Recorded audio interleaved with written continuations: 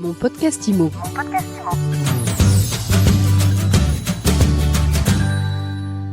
Bonjour et bienvenue dans ce nouvel épisode de mon podcast IMO. Je suis Ariane Artignan. Tous les jours, je reçois celles et ceux qui font l'immobilier. Et aujourd'hui, on va parler immobilier de bureau, immobilier opéré. Et on en parle avec Victor Caro. Bonjour. Bonjour Ariane. Victor, vous êtes cofondateur, CEO de Comet. Avant de parler de Comet que vous avez créé il y a plus de 7 ans, vous nous dites un petit peu c'est quoi l'immobilier opéré ? Alors, Comet est effectivement spécialiste de l'immobilier opéré à Paris, à Bruxelles et à Madrid. L'immobilier opéré, c'est proposer une alternative au bail 369 et proposer aux entreprises qui ont toutes des besoins de flexibilité et de service, des lieux qui leur permettent d'avoir de la flexibilité à la maille de la journée, du mois ou de l'année et avec tous les services nécessaires. Vos clients, c'est quel type d'entreprise ? Nos clients sont tout type d'entreprises avec un focus particulier sur les très grands groupes, CAC 40 ou le SBF 120 en France. Et nos clients venant pour deux types d'usages. Un usage à la journée qui est un usage de réunion, de séminaire, d'événementiel, de team building. Et là, elles viennent une journée complète et veulent tous les services, notamment de restauration et d'accompagnement sur le contenu et sur la technique pour que tout se passe bien, avec des lieux qui sont dans les capitales et en très proche banlieue pour faire cela sur une journée. Et un deuxième besoin, qui est un besoin plutôt de poste de travail à l'année, avec l'offre qu'on appelle non pas Comet Meetings, qui est la première, mais Comet Workplaces. Et là, qui ressemble plus à du coworking classique ? Qui ressemble plus à du coworking classique. C'est une offre qui est beaucoup plus récente pour nous, qu'on a développée il y a 1 an et demi, mais avec un angle très très différencié par rapport au coworking classique.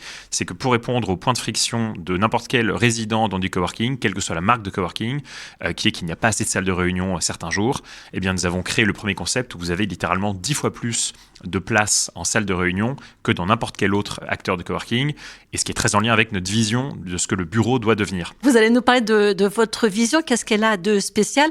On a compris qu'elle s'appuyait aussi, vous avez un ADN événementiel qui colore un petit peu votre vision. Alors notre vision, c'est que le bureau vit une crise colossale mais passionnante. Évidemment, on pourrait parler de la crise des valorisations, qui est liée à des éléments conjoncturels comme la hausse des taux, mais aussi à des éléments plus structurels comme la crise des usages. Et la crise des usages, il y a deux choses que j'ai envie de souligner. Cette crise des usages, en fait, c'est à la fois la crise du rôle du bureau et la crise de son occupation. La crise du rôle du bureau, c'est quelque chose qu'on dit depuis le mois d'avril 2020. Le rôle du bureau dans un monde post-pandémie, c'est plus d'être un bureau. Et finalement, le bureau en français est très très mal nommé. Le rôle du bureau n'est plus d'être un lieu derrière lequel je vais travailler seul, moi en tant qu'employé, donc un lieu de production. Ça, c'est plutôt ce qu'on peut faire en télétravail et où on n'est pas dérangé. En revanche, c'est davantage un lieu pour la collaboration et la sociabilisation, donc générer, innover ensemble et créer du lien, car c'est bien le lien qui va faire que nous tous resterons plus ou moins longtemps dans nos entreprises, et notamment la génération Z. Donc ça, c'est la crise du rôle du bureau. Le bureau doit être un lieu de réunion. Et ça a bougé depuis le Covid. Ça a bougé depuis le Covid, et aujourd'hui, alors qu'il y a 4 ans, on était un peu les seuls à dire cela, désormais, tout le monde le dit, y compris les GAFAM. Alors les GAFAM disent parfois des bêtises, mais généralement, ils ont plutôt raison. Et à côté de ça, la deuxième crise qui sous-tend cette crise des usages, et celle dont on parle beaucoup moins, et d'ailleurs je m'en étonne, c'est la crise de l'occupation du bureau. Alors, est-ce que vous connaissez, Ariane, le taux d'occupation moyen d'un bureau en France ? J'ai hâte de l'apprendre. Alors, une étude CBRE de l'année dernière, de l'été 2023, donnait un chiffre qui est très cohérent avec toutes les autres études, qui est qu'on est plutôt aux alentours de 45% plutôt que de 100%.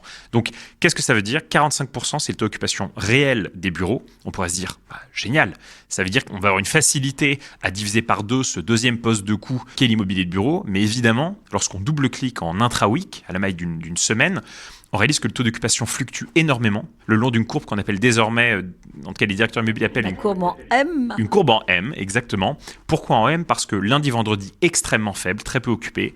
Mardi, jeudi, très occupé. Et mercredi, un peu à mi-chemin. Alors schématiquement, il y a les RTT le vendredi, les enfants le mercredi, et le lundi, on rentre de week-end ? Et le lundi, on rentre de week-end, même si le lundi, c'est la journée qui a l'air d'être un peu plus occupée désormais qu'il y a 2 ans, parce que c'est là qu'on a davantage de réunions internes. Mais donc, ce que cette courbe en M montre, c'est que si vous êtes à, mettons, 15% d'occupation le vendredi, 80% le jeudi, vous ne pouvez structurellement pas réduire votre immobilier de bureau, sauf si vous allez vers un concept qui aujourd'hui n'existe pas et qu'aucun acteur n'est vraiment en mesure de proposer, j'ai l'impression, sauf Comet, qui est le concept du bureau-hôtel.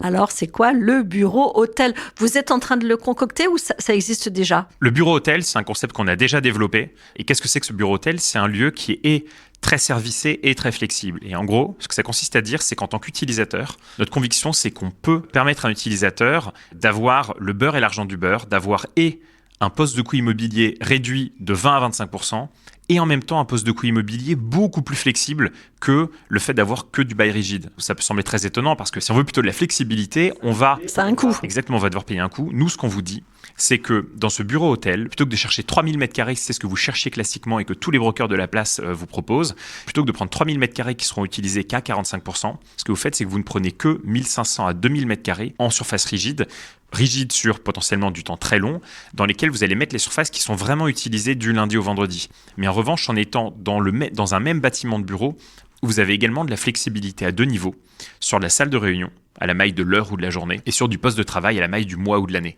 Qu'est-ce que ça veut dire ? Ça veut dire qu'aujourd'hui, derrière cette courbe en M, on réalise que 50% de votre bureau est utilisé très bien du lundi au vendredi, et 50% n'est utilisé que pour les pics, un petit peu le mardi, un petit peu le jeudi, 36 semaines par an environ, qui sont les semaines où vous n'avez pas de vacances scolaires. Ce qui signifie que la moitié de votre immobilier de bureau n'est utilisé qu'environ 50 jours par an. Ce qui est complètement absurde. Et donc, dans ce bâtiment de bureau hôtel, vous prenez des surfaces à bail uniquement celles que vous utiliserez bien et en ayant recours à une quantité de salles de réunion colossale qui va vous permettre d'absorber, en les payant uniquement à l'usage, ces quelques pics qui sont les jours où vous avez besoin de surfaces incrémentales et qui sont évidemment, je reviens à mon premier point, des surfaces avant tout de collaboration, des lieux de réunion, parce que le jour où tout le monde est au bureau, c'est pas pour être tous installés dans leur coin derrière un bureau. Vous partez du principe que les usages actuels vont durer. Oui. Il y a des observateurs qui voient des jeunes notamment revenir au bureau avec beaucoup plus d'entrain qu'avant le Covid.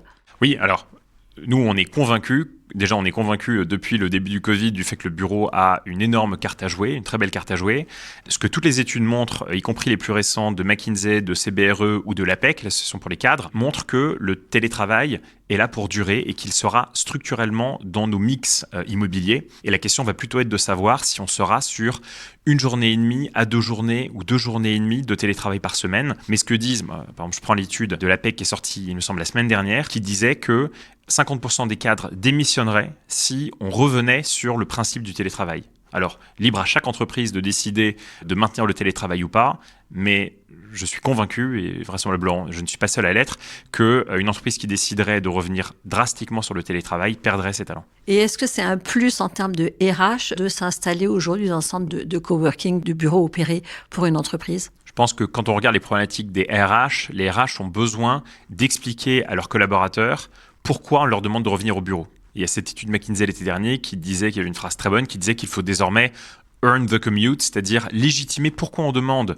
à ses employés de revenir au bureau, même une minorité du temps. Et donc, tout ce qui permet par le lieu, par le service, par l'expérience, de faire en sorte que les équipes comprennent pourquoi on leur demande de revenir au bureau, que ce soit 1 à 5 jours par semaine, eh bien, tout ce qui peut aller dans ce sens sera évidemment quelque chose de très positif. Mais je pense qu'il faut aussi arrêter de considérer que le seul client, c'est seulement l'employé. Il faut aussi regarder le client utilisateur. Et ce sont ces deux clients qu'il faut regarder aussi bien l'un que l'autre.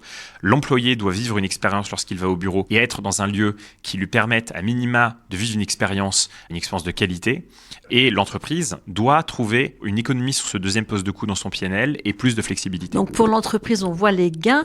Pour le salarié, le collaborateur, qu'est-ce que vous mettez en avant ? Alors ce qu'il faut, c'est venir chez Comet pour comprendre ce qu'est l'expérience. Lorsque vous venez chez Comet, vous êtes dans des lieux qui sont beaux. Lorsque vous venez chez Comet, vous êtes dans des lieux qui sont servicés, c'est-à-dire avec du staff aux petits oignons qui va être là pour faire en sorte que tout se passe bien. Lorsque vous venez chez Comet, vous êtes dans un lieu qui ressemble beaucoup plus à un hôtel par cet environnement et par ce service. Et tous les points de friction qui peuvent faire que votre journée ou que votre moment de réunion se passe mal sont gommés.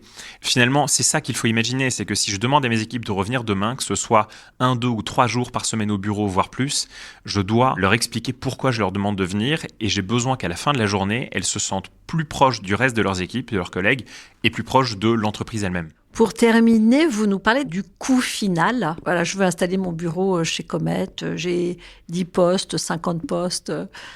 Comment ça fonctionne ? Il y a le modèle aujourd'hui, qui est le modèle que les coworkers peuvent proposer, qui est un modèle qui coûte en moyenne 2 fois plus cher, ramené au mètre carré, que si on avait pris un bureau sur un bail classique, mais qui est donc rigide, lui. En fait, ma conviction, c'est qu'il ne faut pas opposer bail et flexibilité. Et que le fait de dire que je dois choisir entre mettre mes bureaux en prenant du bail et mettre mes bureaux dans les coworking, je pense que c'est une hérésie et je pense que c'est ultra simplifier le débat.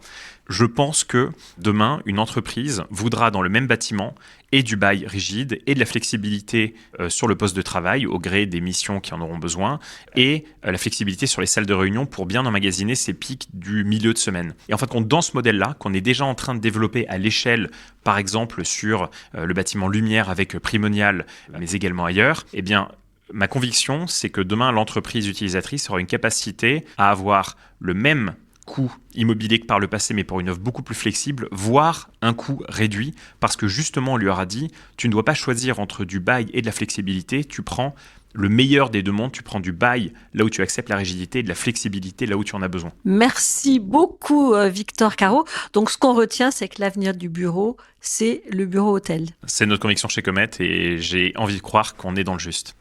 Merci à vous et je vous dis à très vite pour un nouvel épisode de mon podcast IMO à écouter tous les jours sur MySuite IMO et sur toutes les plateformes. Mon podcast IMO.